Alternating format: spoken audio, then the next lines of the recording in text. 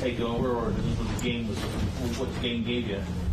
I think it was a mix of both. I think the last couple of games I've gotten off to a pretty good start, but everybody else didn't get going. So really in the first half, first quarter, and that beginning of the third, I wanted everybody to kind of feel good about themselves. And then at some point we were down by a few points, and I just felt like it was time to get going and get myself going and just be aggressive. So got lucky with a few shots that I made, but I was just being aggressive. What do you think of what Tyrese was able to do in the fourth quarter? What do you think that for you? He's been doing that all season. That's our guy. Fourth quarter, we know where the ball's got to go. We go to Tyrese. He plays, the full, quarter. So, he gets hot. He's been carrying us all season long. Fourth quarter. So, we just gotta give him the ball and put the ball in his hands. All-Star voting underway. What kind of case is he making to make his first All-Star team? Well, I don't think it's a question. He should be. He's way better than All-Star. He should be. I know there's not much of a difference, but being a starter is a little different than just being an All-Star. So he should definitely be a starter. He's been consistent all season, carrying us, doing whatever it takes, and we're winning. So that counts for something. So I think he deserves to be an All-Star, especially a starter. When you hear the last couple of games, you've been experimenting more with crossing over when you have space and sort of getting opposing bigs off balance. Is the crossover something that you've worked on more in the last summer and recently? I feel like he's been there. My summer was weird. I didn't really have time. I didn't get the chance to work on my game. Now it was more rehabbing, and obviously I had the wedding, so I didn't really get the chance to work on my game. But I feel like he's always been there, and we just adjusted a few stuff. So obviously I'm using my handle a little more than I have in the past, and it's paying off. So honestly, like I said, just taking whatever the defense is giving me. If they're gonna cut me off, I got that, crossover step back, and really just taking that whatever they're giving me. Is that something that you've learned from playing with James, or was that just you always had it? Nah, man. I've always preached this, and I've always said that I want to be a complete basketball player. So, if I see something that someone has and I don't, of course I'm going to learn it, and I'm going to get better at it, and I'm going to start using it. So, James obviously made a living with, between the legs, making you fall asleep into the step back and, that pull back. But a lot of guys also do it. So, I just, trying to take as much as possible and learn and get better. So I know you've been asked about 30 and 10 stretch, throughout this 12-game run. But tonight you move into a tie with Kareem. Kareem was the last one that had 12 in a row. And the only other names on the list are Wilt and Elgin Baylor. You're talking a higher echelon of the sport. When you hear that, what does that make you think? Nothing. We're winning. Sorry. We're winning. That's all. That's all that matters. Stats are great, and it's good to put up stats. But if he comes with a loss, that's a different story. But if he comes with a win, of course, it's a lot. It means whatever. But that's to me, that's not too much of an accomplishment. There's guys that have a lot of records in this league. James did it. I think he had 40 straight 30 points at some point a couple of years ago. Kobe had a scoring run. All those guys. So there's a lot of records. There's a lot of stats.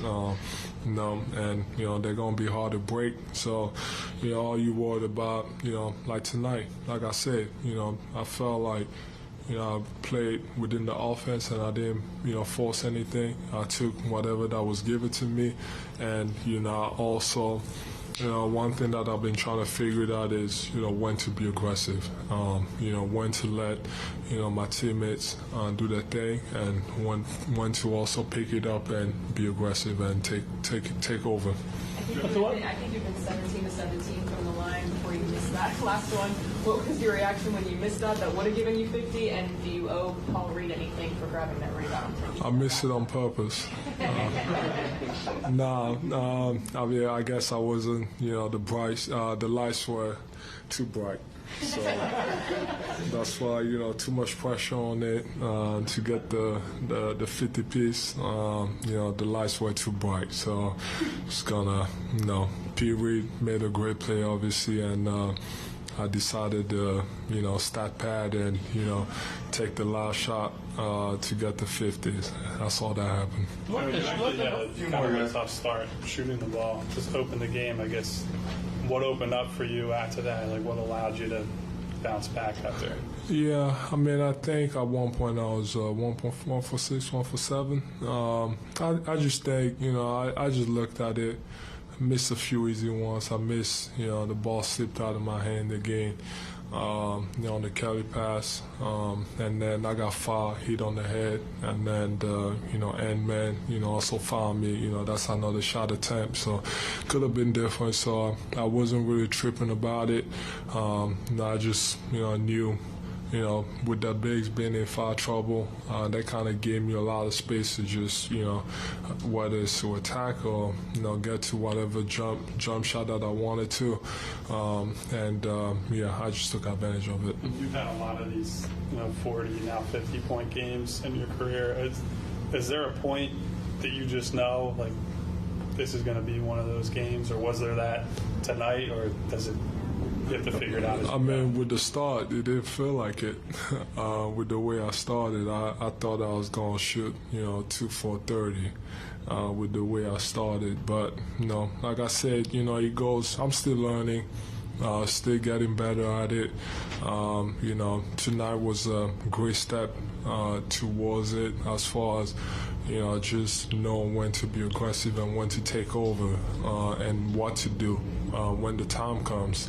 So I just think, like I said, not forcing anything, just taking whatever the defense is giving me. Some nights you're going to make shots. Tonight I made a lot of them. A lot of those pull-ups.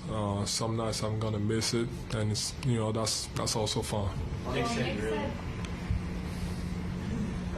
Nick said you really liked your rim attacks tonight. How much do you think that, you being more aggressive and attacking the rim, kind of straightforward, getting downhill, how much does that open up the rest of your game? I don't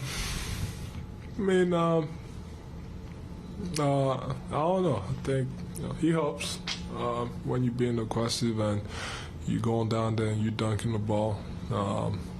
Most of the time I don't have the space to do so because every defense is just collapsed, and then that's when I usually also take advantage of it and try to get my teammates, easy shots. But that's, we've been, me and coach and Drew, we've been emphasizing, that paint touches. Got to get the ball in the paint, get easy ones. And I think that's really been the change this year. Any chances that I get, just trying to get to the paint as much as possible, and then everything else is going to open up. You talked about rehabbing. Over summer, and it was reported that you worked on a lot of conditioning. This season, it seems like you're being more aggressive on both ends and attacking every single possession. How important is that to you?